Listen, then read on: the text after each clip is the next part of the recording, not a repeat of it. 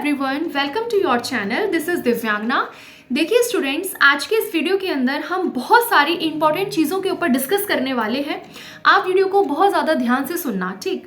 अभी जो सबसे ज़्यादा डाउट आ रहा है स्टूडेंट्स का केवीएस को लेके, वो बेसिकली पैडागॉजी को लेकर आ रहा है ना, कि जो पैडागॉजी है वो सबने बता दिया है। इवन मैंने भी आपको बताया था कि NIUS की DLED वाली जो नोट्स है उनसे आप लोग कर सकते हो, है ना।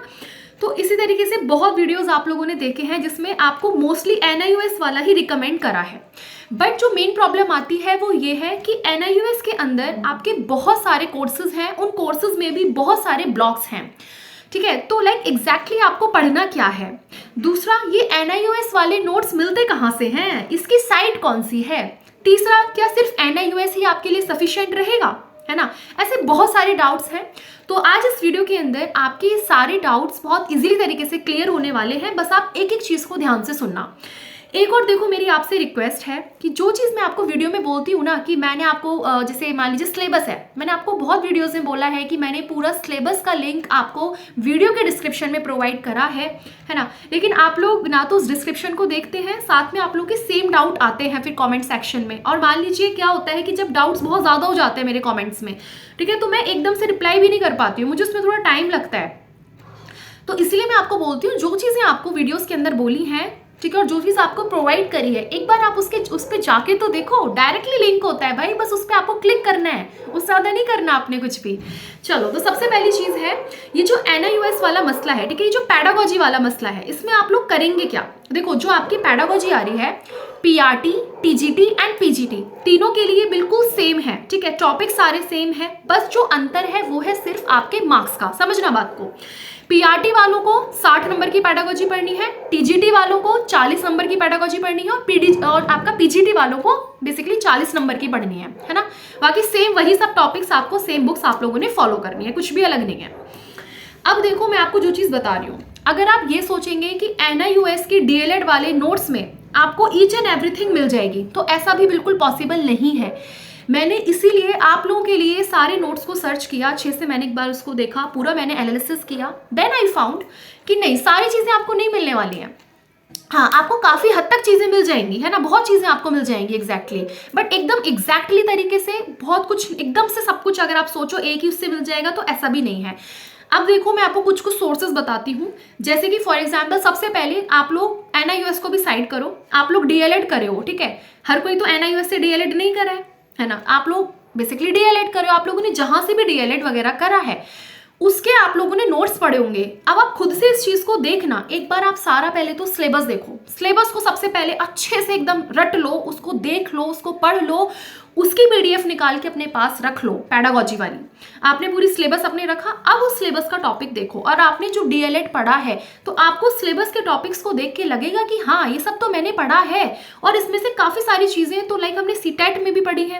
देखो, ऐसा कुछ नहीं है, वही सब CTET का, जैसे CTET में आप लोगों ने पढ़ा है, इसी तरीके से आपकी सब चीज़ें रहनी है। कुछ बहुत ज़्यादा अपर लेवल, ठीक है, क्वेश्चंस का लेवल थोड़ा सा वो होता है कि हाँ, थोड़ा सा लेवल बढ़ गया, एक दो टॉपिक्स चेंज हो गए, बट सेम पढ़ा तो वही है ना। वही ग्रोथ, वही डेवलपमेंट, वही आप लोगों ने बेसिकली मैच्योरिटी एंड ऑल सब कुछ आपने CTET में भी पढ़ा था, और वही सब आपको यहाँ भी पढ़ना है। तो अंतर क्या है, बस अंतर ये है कि बस आप लोग का मेन कॉन्सेप्ट क्लियर होना चाहिए। अगर आपका कॉन्सेप्ट क्लियर है तो आप लोग इजीली अपने CDP को, अपने पैडागॉजी वाले पार्ट को आसानी से कर लोगे।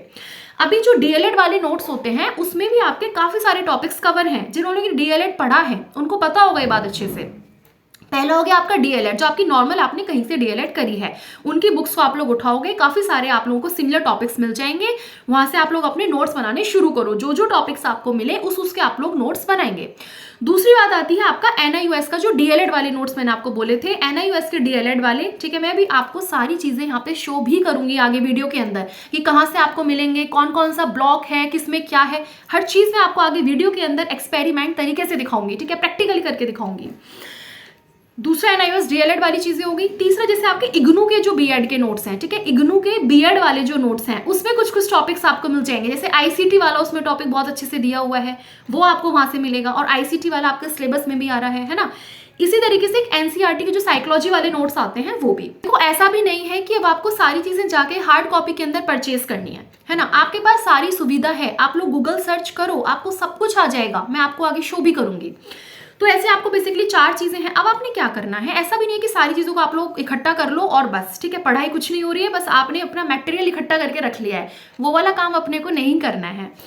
आप लोग क्या करेंगे, अपना बस आप लोगों का मेन उद्देश्य ये है कि जो भी टॉपिक है उस पर आपकी बस पकड़ होनी चाहिए कि अगर वो पूछे कि बताओ असेसमेंट क्या है, तो you have to know about it. Yes, what is assessment, you have to know about it. Yes, what is learning, ठीक है, what is education, what is growth, what is development, what is this and that, आपको पता होना चाहिए। Main चीज ये आती है। अब आप लोग क्या करना, आपका जैसे पूरा पेडागोजी वाला पार्ट है, ठीक है, उसमें आपके पूरा सिलेबस टॉपिक, सब टॉपिक्स आपको दिए हुए हैं। आप लोग एक टॉपिक को उठाएंगे, अब देखेंगे वो टॉपिक आपको कहाँ से, आपको NIOS में मिल रहा है, आपको DLED वाले में मिल रहा है, आपको IGNOU वाले में मिल रहा है, आपको कहाँ से मिल रहा है, या आपको जो अदर मार्केट से बहुत सारी बुक्स हैं पेडागोजी की, कहाँ से आप लोगों को टॉपिक मिल जा रहा है ना। आप लोग गूगल सर्च करो, आपको किसी कोई भी अच्छी सी दो एक बुक लेनी है तो आप लोग मार्केट से इनके अलावा भी अलग बुक्स ले सकते हो। आप लोग, मैं स्पेशली जो सेल्फ स्टडी वाले एस्पिरेंट्स हैं ना, जो बहुत ज़्यादा परेशान है कैसे करें, उनके लिए मैं स्पेशली आपको बता रही हूँ। बाकी जिन लोगों ने कोर्स परचेज करा है तो उनकी कोई दिक्कत वाली बात नहीं, उनको सारी चीज़ें वहाँ से प्रोवाइड हो ही जाएंगी। और एक और चीज़ भी हम डिस्कस करेंगे कि हम कौन सी बेसिकली कोचिंग करें, कौन सी कोचिंग बेस्ट है, इस पर भी मैं आपके साथ अभी डिस्कस करूँगी इसी वीडियो में। तो आपने क्या करना है, अपने उस बेसिकली टॉपिक को लेंगे। आपने देखा कि अच्छा पहला टॉपिक मेरा ग्रोथ, चाइल्ड एंड डेवलपमेंट, ये वाला मेरा पहला टॉपिक है, ठीक है। आप लोगों ने इस टॉपिक को देखा, ये वाला टॉपिक आप लोगों को जो आपके NIOS वाले DLED के नोट्स है उसमें आपको दिया हुआ है ना, और भी आप लोग देख सकते हो, अलग अलग IGNOU में भी है, शायद से मिलेगा आपको। हर चीज़ें तो बहुत कॉमन टॉपिक है, मिलेगा आपको। अपना टॉपिक लो, उस पर देखो अच्छा ग्रोथ क्या चीज़ है, डेवलपमेंट क्या है, उसकी जितनी भी चीज़ें होती हैं सारी चीज़ें आप अपने नोट्स बनाना अभी से शुरू कर दीजिए, ठीक है, क्योंकि जगह जगह से एंड मोमेंट पे पढ़ नहीं पाओगे पेडागोजी जैसी चीज़ें, तो बेटर होगा एक अपने शॉर्ट नोट्स बना लो। ये चीज़ मैं आपको अगेन हर बार हर वीडियो में बोलती हूँ, जितना हो सके उतने छोटे नोट्स अपने खुद के अपने नोट्स बनाओ, अपनी चीज़ें कवर करो। एक एक टॉपिक आपका कवर होता रहेगा, हर उस टॉपिक पे आप लोगों की कमांड बनती रहेगी, तो आप लोगों की क्या हो जाएगी, आप लोगों का एक टॉपिक तैयार। इसी तरीके से जहां से आपको जो टॉपिक मिल रहा है, मान लीजिए कोई टॉपिक आपको IGNOU वाले में नहीं मिला तो आपको NIOS में मिल गया, NIOS में नहीं मिला तो आपको मान लीजिए NCERT की उसमें मिल गया, या आपको मान लीजिए आपने यूट्यूब पे सर्च करा, वहां से किसी ने पढ़ाया है तो वो वहां से मिल गया। इस तरीके से अपने सारे टॉपिक्स के आप लोग नोट्स बना लीजिए, ठीक है। इस तरीके से बेसिकली आपको स्टडी अपनी करनी है। फाइन, अब चलो हम लोग देखते हैं कि किस तरीके से आप लोगों को NIOS वाला, देखो मैंने दोनों लिंक आपको इस वीडियो के अंदर प्रोवाइड करे हैं। मैंने आपको NIOS वाला लिंक डायरेक्टली प्रोवाइड कर दिया है, IGNOU वाला BEd का भी कर दिया है, जो IGNOU के BEd के स्टडी मटेरियल है, और डायरेक्टली मैंने आपको बताया भी है वीडियो में कि किस तरीके से आप लोग डायरेक्टली सर्च कर सकते हैं।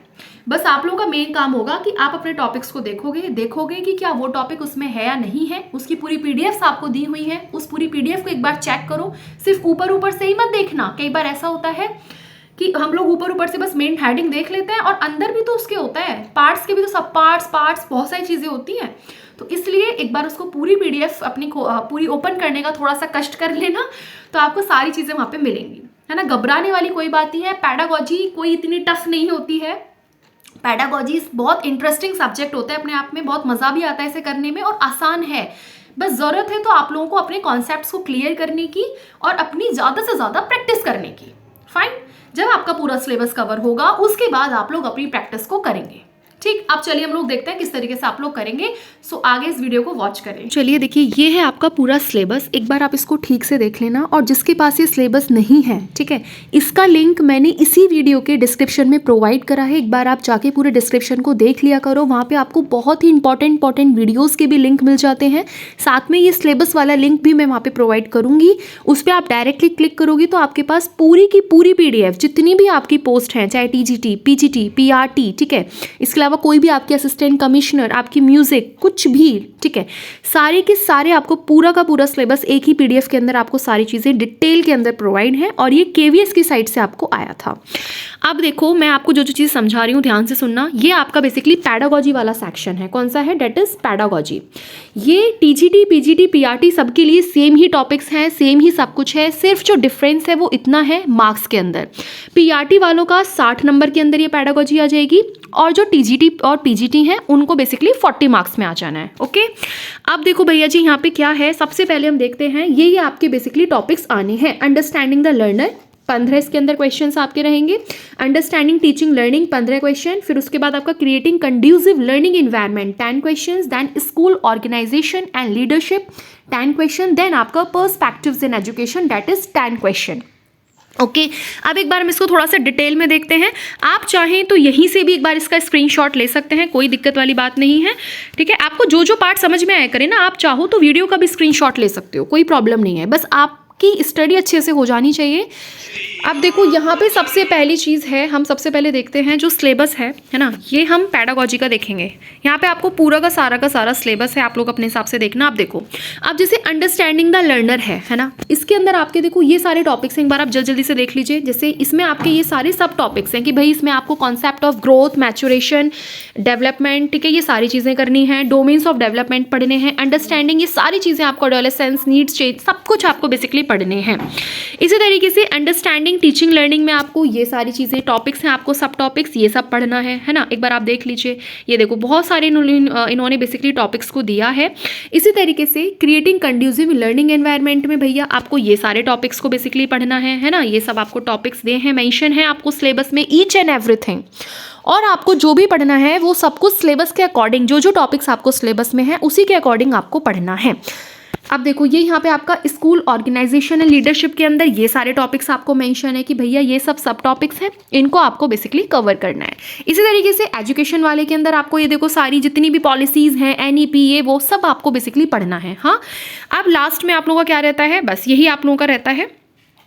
तो अब देखो हम लोग किस तरीके से स्टार्ट करेंगे। तो ये आपका एक सिलेबस है, इसको एक बार आप देख लीजिए। आपको पहले भी बताया था कि जब आप अपने ऐसे गूगल पर सर्च करेंगे ना NIOS DLED स्टडी मटेरियल, तो आपको ये इस तरीके से कुछ इंटरफेस आपको दिखेगा। हाँ, तो इस पर जो सेकंड वाला है ना, डिप्लोमा इन एलिमेंट्री एजुकेशन, हाँ, ये आप लोगों को, ये बेसिकली पहला वाला NIOS वाला है और दूसरा वाला आपका DLED का है। अगर हम मान लीजिए फर्स्ट वाले को ही ओपन करते हैं तो कुछ यहाँ पे आपको इस तरह की सारी चीज़ें मिलेंगी। ये देख रहे हैं आप लोग, ये देखो ये इस तरीके का आप लोगों को मिलेगा। तो आप लोगों ने किस में करना है भाई, इंग्लिश, हिंदी, जो भी आपकी लैंग्वेज है, जिस भी लैंग्वेज में आप लोग पढ़ते हो वो सब आप लोग करेंगे। जैसे आप इसको ओपन करेंगे तो आपको यहाँ पे दिख रहा है ना, ये देखो ये सारा का सारा आपको जितने भी कोर्सेज हैं इसके, हाँ, जितने भी आपके इसके ब्लॉक्स हैं, इंग्लिश मीडियम में आपको अलग से दिखेगा, हिंदी मीडियम में आपको अलग से दिख जाएगा। आपको कोई ज़रूरत नहीं है कि इधर से इंग्लिश इधर से हिंदी करने की। हाँ, आपको कोई ज़रूरत नहीं है कि अगर आप चाहें तो आप लोग बाहर से जाके बुक्स वगैरह खरीदें, आपको सारी की सारी चीज़ें यहाँ पे मिलेंगी। और देखो साथ में वीडियोस भी हैं,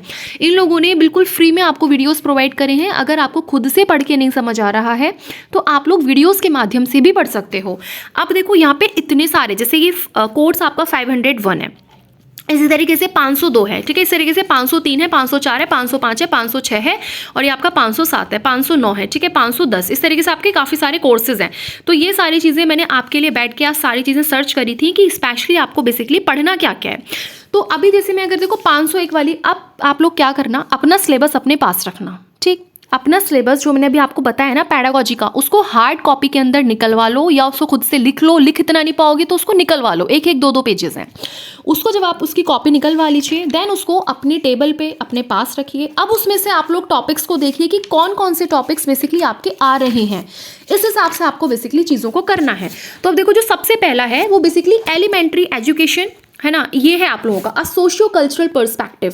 तो ये वाला, पहली बात तो ये एक एलिमेंट्री एजुकेशन के लिए है। ये वाला 501 वाला करना आपका इंपॉर्टेंट नहीं है। 502 पे आते हैं, डैट इज ये आपकी पूरी एलिमेंट्री स्कूल्स के बारे में है।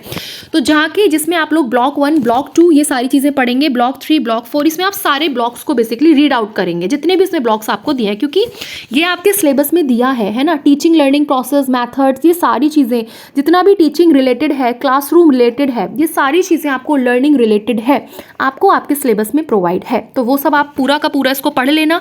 ये आपको यहाँ पे जिसको आप क्लिक करेंगे ना, एक PDF ओपन हो जाएगी, मतलब पूरे नोट्स हैं ये, तो आप इसको पढ़ेंगे। हिंदी मीडियम वाले हिंदी वाले ये हैं, और आपके इधर अगर आपको वीडियोस देखना है तो वीडियोस वाला ऑप्शन ये है। हाँ, इसके बाद जब आप ये वाला कवर करेंगे, इसके बाद learning languages at elementary education, ठीक है, यानी कि 503, तो 503 लैंग्वेजेस वाला इतना कोई इंपॉर्टेंट नहीं है। इसके बाद ये मैथमेटिक्स वगैरह वाले के लिए, तो ये वाला भी आपका इतने अच्छे से नहीं है। इसके बाद आप 505 वाला पढ़ेंगे, है ना। जैसे सिलेबस में अगर आप देखोगे तो EVS वगैरह वाली थोड़ी सी चीज़ें, मतलब एनवायरनमेंट रिलेटेड वाला टॉपिक भी है, तो इसको भी एक बार आप लोग पढ़ेंगे ताकि आप लोग एक अच्छे से पकड़ बन जाए टॉपिक्स पे। अगर आप अच्छे से एक बार पढ़ लेंगे तो कोई भी अगर क्वेश्चन आपका एनवायरनमेंट रिलेटेड पैडागोजी से आया तो आप लोग वहाँ से उसको इजीली कर सकते हो। इसी तरीके से आप लोग जैसे 506 वाला है ना, इसके अंदर आपके जो ब्लॉक हैं, जैसे 506 में क्या है, देखो आप खुद देखो कितना इंपॉर्टेंट है। ये तो आपका पहला ही टॉपिक दिया हुआ है, चाइल्ड ग्रोथ एंड डेवलपमेंट वाला, ये वाला आप लोग पढ़ो। हाँ, इसी तरीके से देखो इंक्लूसिव एजुकेशन वगैरह इसमें दिया है, ठीक है। तो ये सारी चीज़ें जितना है आप लोग उसको अच्छे से पढ़ लो। यहाँ पे कुछ राइट्स वगैरह भी हैं, तो 506 वाला आप लोग पढ़ेंगे। अपने सिलेबस के अकॉर्डिंग खुद से चीज़ों को एनालिसिस करना सीखिए, अपना सिलेबस अपने पास रखिए, उस सिलेबस के हर एक टॉपिक को रीड कीजिए कि क्या बोल रहा है ना। उसके बाद अपने हिसाब से आपके पास नोट्स हैं, आपके पास कोई बुक है ना, कोई भी आपके पास बुक है इसके अलावा XYZ, वहां से आप लोग अपना अच्छे से कीजिए, ये भी आप लोग पढ़ो। हाँ, उसके बाद अब हम आगे बढ़ते हैं, तो देखो ये है। इसके बाद आपका नेक्स्ट जो है ये element in art health physical, ये वाला इसमें एक्चुअली नहीं आया है, तो इसको ना कोई पढ़ने की ज़रूरत नहीं है, ये वाला नहीं पढ़ेंगे।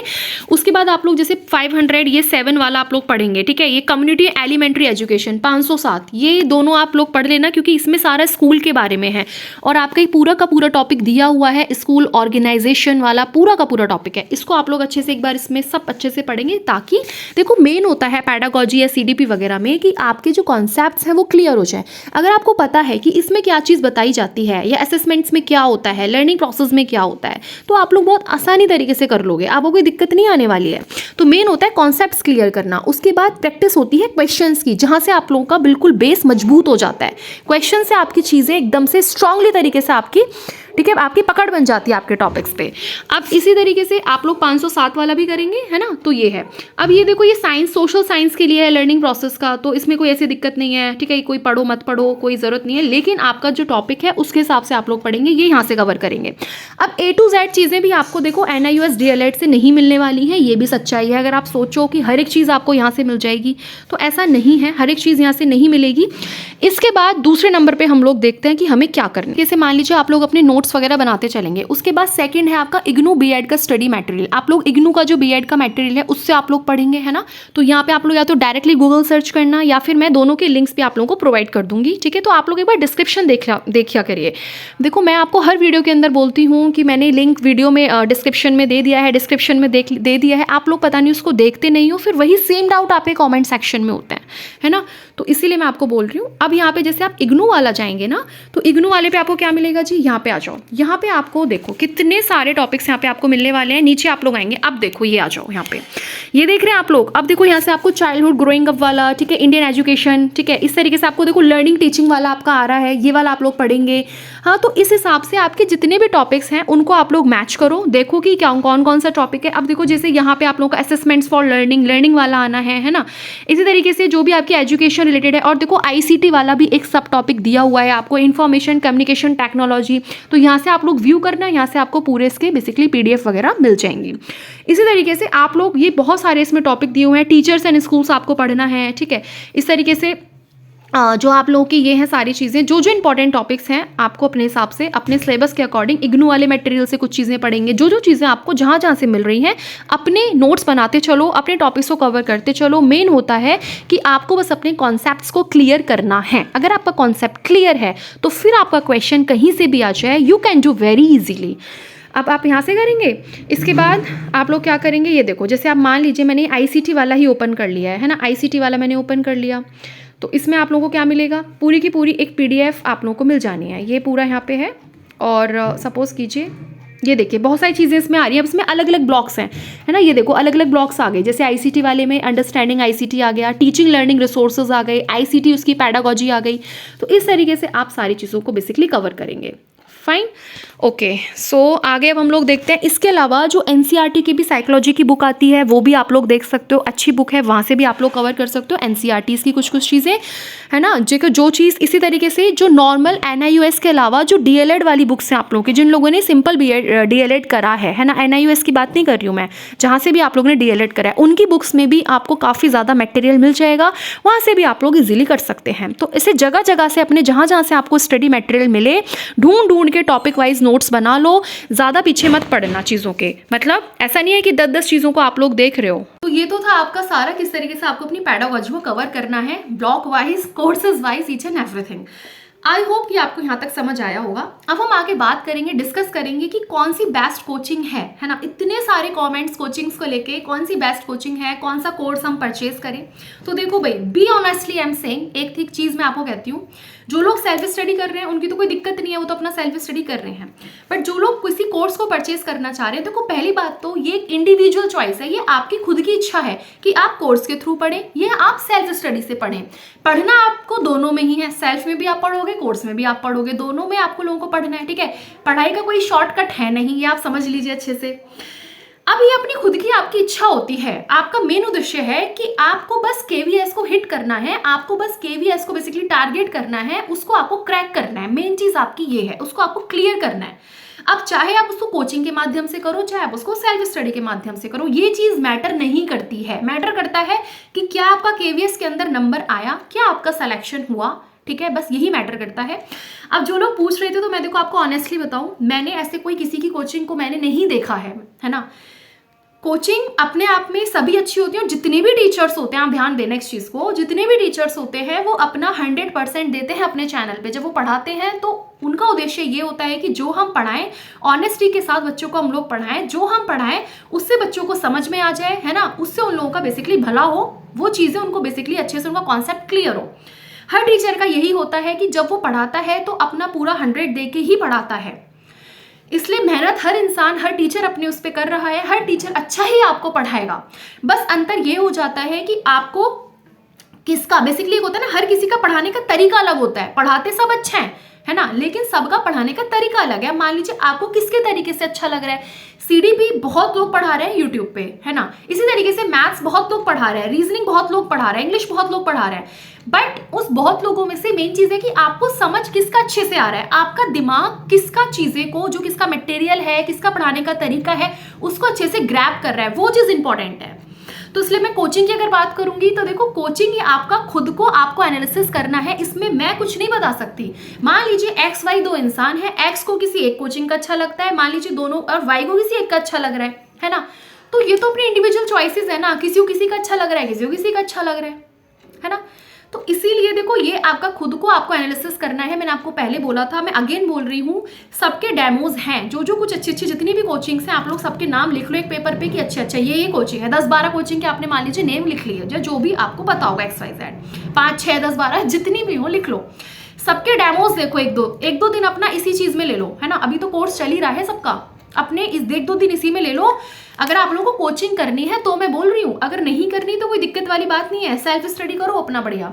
अगर करनी है, सबके एक दो डेमोज देखो। डेमो जब सबके देखोगे तो खुद से आप लोग एनालिसिस करोगे कि हाँ, हमें इनका ज्यादा अच्छा समझ आ रहा है या हमें इनका अच्छे से समझ में आ रहा है, उस हिसाब से आप लोग कोचिंग को ज्वाइन करो। अगर आप किसी से पूछोगे ना कौन सी कोचिंग लूं, तो ऐसा कोई नहीं बता सकता है, और बताना भी नहीं चाहिए। क्यों?